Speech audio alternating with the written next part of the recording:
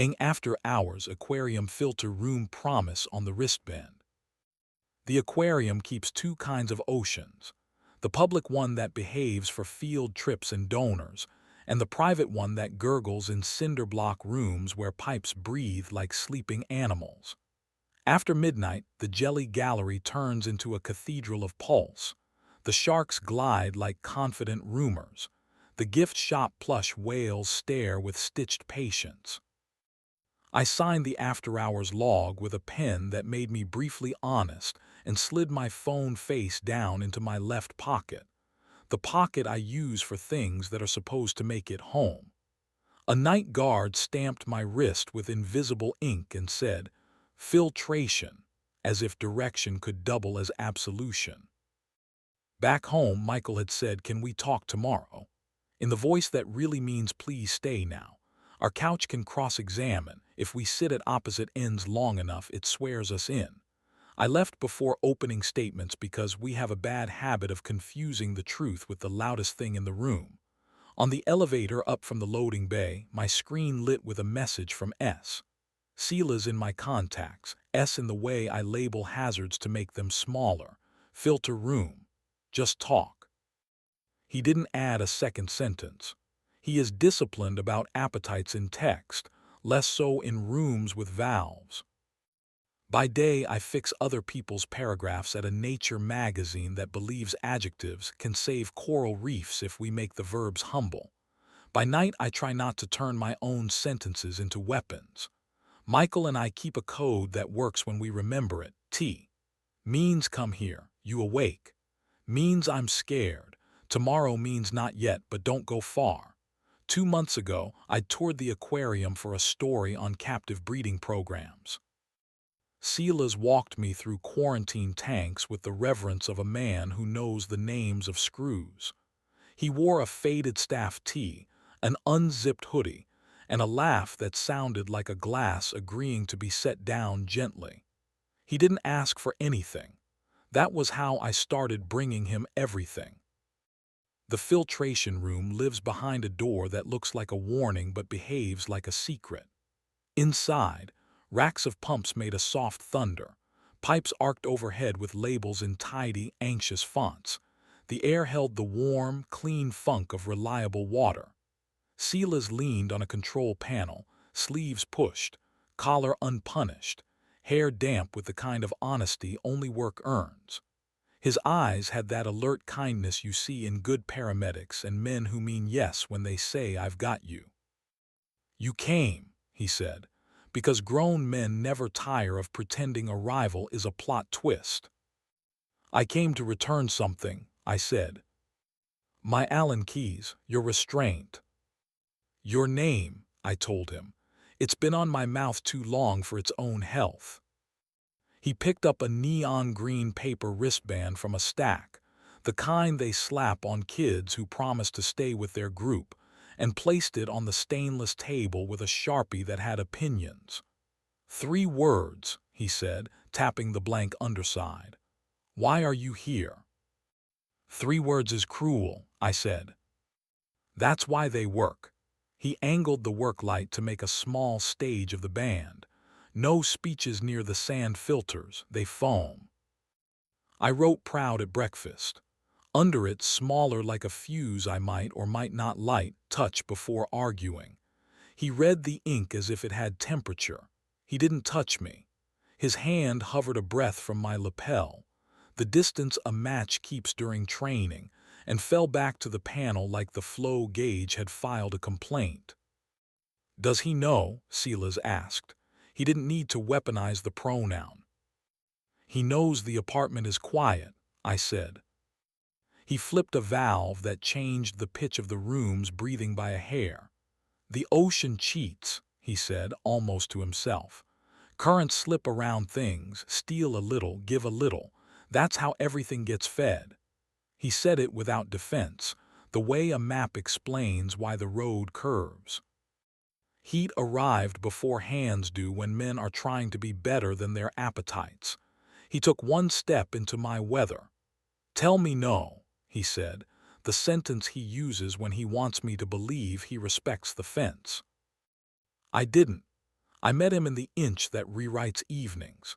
His mouth tasted like mint and cheap coffee and the idea of citrus. When his hand found the back of my neck, his grip remembered humane limits.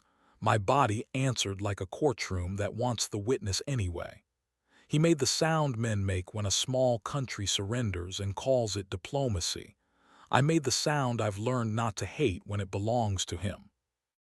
We didn't rush. Pumps punish speed. His mouth found the hinge of my jaw. Mine found the line behind his ear where regret loses vocabulary. His palm slid under my shirt and rested flat a second, do you swear? Then moved with attention rather than appetite. He guided my hand down with the steadiness of someone who respects tools. I closed my fingers and he exhaled into my mouth a truth nobody paid to hear. He reached for me and I let him. We stayed quiet because pipes prefer prose. A viewing window to a behind-the-scenes tank held the patient shimmer of fish, who did not sign up to be metaphors. We already cheated, he said when breath remembered its job. We cheated when we started telling each other the truth before we told it at home. I know, I said, and the water kept moving because that's what it knows. He folded the wristband and slid it into my left pocket with ceremonial slowness. His thumb traced my wrist once and chose not to stay. He stepped back the moral inch that passes inspection. I booked a room at the Marine Hostel, he said, not triumphant. Weather report, not prophecy. Refundable. We could stand at the window and not touch for 60 seconds to prove we remember ceremony. We could keep the do not disturb honest. I'm tired of being clever, I said. Clever's foam, he said. Looks good, doesn't move much. Accurate is flow. He opened a drawer and produced a novelty magnet shaped like a tiny manta, ridiculous and perfect, and pressed it into my palm. For your fridge, he said. Cold helps letters behave. We walked the catwalk above the big reef tank. A nurse shark drew a slow figure 8 like a handwriting lesson. Silas pointed to a cluster of coral that looked like a paragraph deciding where to break. Everyone thinks the brightest fish are the most fragile, he said. Half the time it's the boring ones that need the heated blanket. Are we the boring ones? I asked. Depends who's watching, he said and didn't smile. He showed me the moonlight setting they used to goose spawning, a dim blue that made the water look like a rumor, and turned it back down before it promised something it couldn't keep. Text me a weather report in the morning, he said. Tell me if the kettle beat the reasons. It usually does, I said, when we let it. Outside, the ocean performed a lesson on distance I was too tired to fail. The crosswalk gave me time, I took it. The apartment offered its square of kitchen light and the fridge's patient hum. Michael sat on the floor with his back against the door, sleeves pushed to his elbows, one ankle crossed over the other, the posture manuals use when they draw people who are about to fix things. He didn't ask where I'd been. He tilted his head toward the place beside him. I sat. Do you want to be asked? He said, voice steady, not performing mercy, offering it. Please, I said, because prompts are the scaffolding of my better self. Are you lonely? Some nights, I said. Not here, not when you ask first, not when the kettle outruns the reasons. I took his wrist and placed his hand on my forearm the way he does when he needs to make sure I'm not inventing weather. His thumb traced once and decided to believe me. I feel useful, he said. I want to be wanted before I'm useful. Tonight's procedure, I said. Touch first, argue second, report later. The kettle clicked like a stamp in a country that still believes in mail. He poured water over mint. We named it dinner because names are cheaper than regret. I pinned the wristband beneath the manta magnet so Proud at Breakfast faced the room. Michael read the ink and his mouth did the smaller, braver thing. He took the dry erase marker from the cup by the fridge and wrote beneath the magnet, Tomorrow, keep the torque. He didn't grin. He nodded like a man assembling a morning from honest screws. We made a rule that isn't noble. When prosecution tries to wear a bathrobe, one of us says aquarium and the other puts the kettle on while the first puts his hands where history can find them. 5 words when 5 are enough. Stop at the shoulder, not the ditch. Try to want what we promised, and when we don't, write 3 words on small paper and tell the room where we'll fail differently tomorrow. Days do what days do when you're trying to be an amateur human with professional consistency. The band in my pocket learned the shape of my left hand. Plastic learns its carriers. On the late bus, I drafted messages to no one that began I didn't ask because I thought that counted as kindness and ended may your breakfast go right. I didn't send them. The not sending felt like a skill borrowed from tide charts. Wait, then move. A week later, afternoon tried to be a test. A donor insisted the octopus was lonely and asked if we could get it a friend, as if cephalopod psychology were available in the gift shop. I walked past the aquarium and bought nothing. I left a bottle of water on the bench by the ticket line with a note, "For whoever is waiting for a sister." The guard with kind eyebrows gave me the nod bridges use when they've held and will hold again. On my way home, I slipped a blank species ID tag into my pocket and wrote "turn" toward your name across the clean side. I didn't light anything. Silas and I adjusted our grammar, fewer messages, no hostels with narrow beds and comfortable lies. If we failed quieter. If we stopped without applause. Still, we orbited. He sent a photo of a tank log with my initials hidden in a PH entry. I replied with steam curling over 2 mugs and Michael's unshowy script under the magnet, torque. We flirted by salinity. We confessed by maintenance. A storm tried to make theater of the pier. The power hiccuped. The emergency pumps hummed like a well-trained heart. Silas texted, "Downstream valve jam, need hands, bring nothing you can't get wet." I was 5 blocks away and too willing. We wrestled a stubborn gate while the backup generator told its steady truth. When the flow finally settled, he laughed against my shoulder with the relief of a man who likes fixing more than triumphing. He kissed me in a corridor that smelled like salt and clean rubber. My back met cool pipe. His hand found my hip. Somewhere a blue tang looked directly at us with the ancient patience of the unamused. We didn't rush. We mapped mercy with our mouths, rehearsal with our hands. His palm slipped under my shirt and paused. "Do you swear?" Then moved only as far as the better version of me allowed. I bracketed him with a grip he could leave without proving anything. He reached for me and I let him. We stayed quiet because the room had saved things we cared about and deserved the courtesy. "We're bad at quitting," he said against my jaw. "We're good at failing differently," I answered into his neck.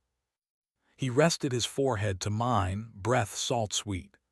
"Text me a weather report in the morning," he said, "ritual built from patience and poor decisions."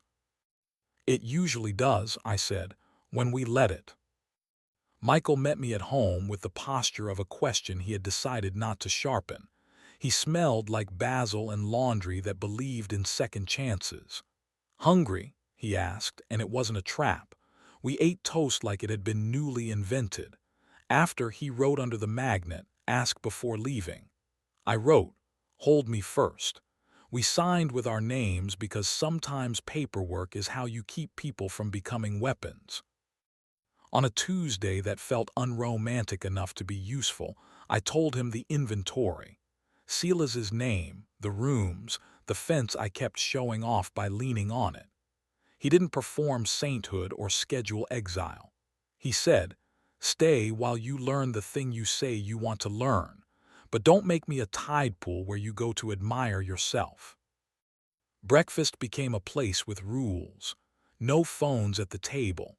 No rehearsed cruelty before coffee.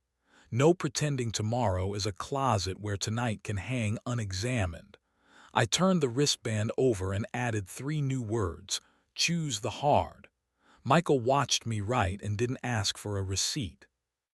Silas and I shrank the orbit. Fewer back doors. No corridors that smelled like permission. He sent a picture of the jelly room at lights out, captioned stayed. I hearted it and didn't go. He hearted the heart and left it there like a buoy neither of us was swimming toward. On members' night, I stood in the crowd pretending the docent's microphone was enough to keep me honest. Children pressed sticky hands to glass. A ray winged past like a benediction. I left 2 guest passes with a note, for whoever is waiting for a sister, and walked home. The kettle beat the reasons.